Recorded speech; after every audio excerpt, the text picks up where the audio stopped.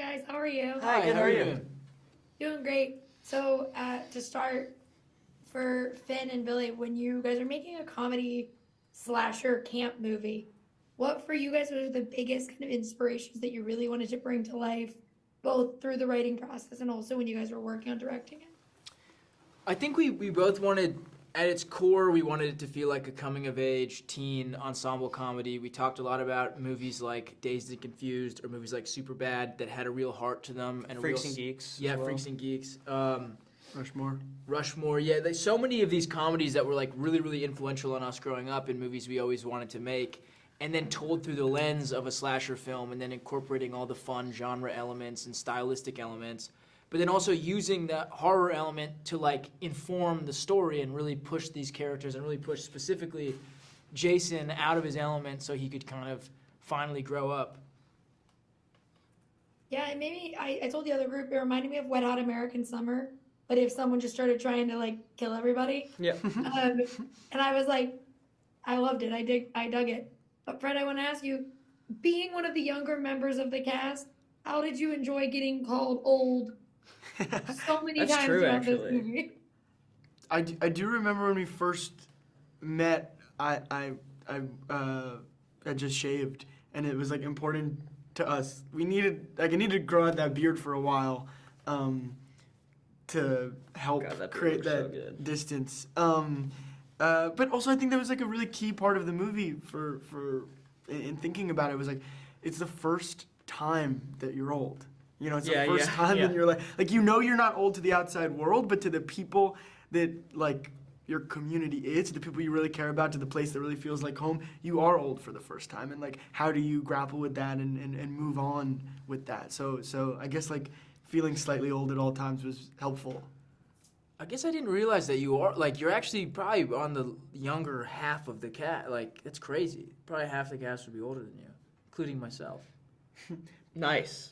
I'm just doing the math in my Nice head. brag. I'm like, Gravel's got to be older than you. Gravel's, yeah. Yeah. So Yeah. is Matthew.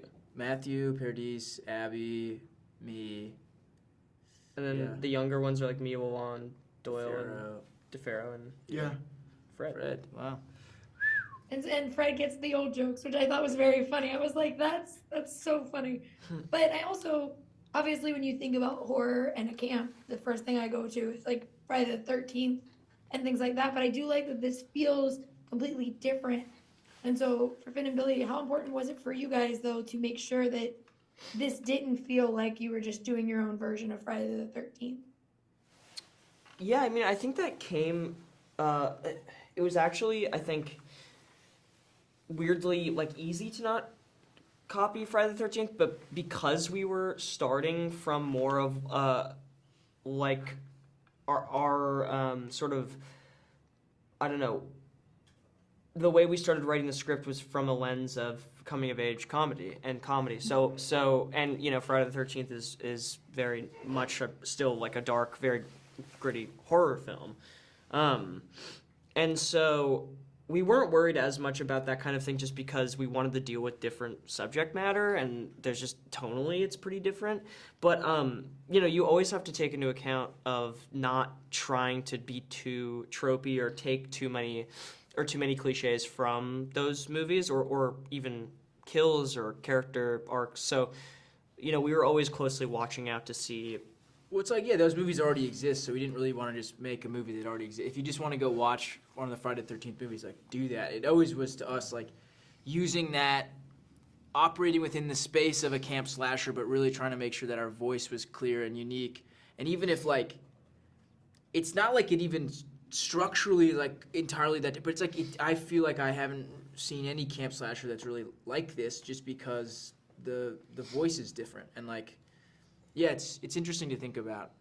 Sometimes I'm like, I don't know, it's funny, because sometimes people are like, oh, a camp slasher, so Friday the 13th. And I'm like, well, no, like, you can do other stuff at a camp slasher. Like, it's... Mm-hmm.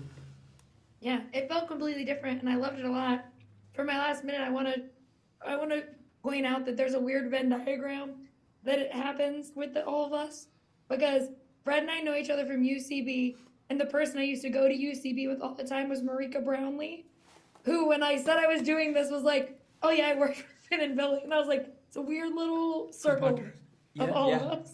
Yeah, That's Marika's so insane. awesome. That's hilarious. Are we Lackluster video? No, she's in New York. Or she- Marika's in Yeah. New York. Okay, Marika's yeah. New York. That's so funny. You know, Wow, that's hilarious. listen, I was like, Small world. She said it. She was like, "Oh, you can tell them I said hi," and I was like, "Fred's also there, so it's gonna be really That's funny." awesome. That's all all. It is. connected. That is. It's all connected. It is. Well, I love this movie a lot. Thank you I so think much. for everyone else Always. to get to see it. So thank you guys so much for talking with me. Awesome. today. Thank you you. so much. Bye, Rachel. See you later. Bye. Thanks.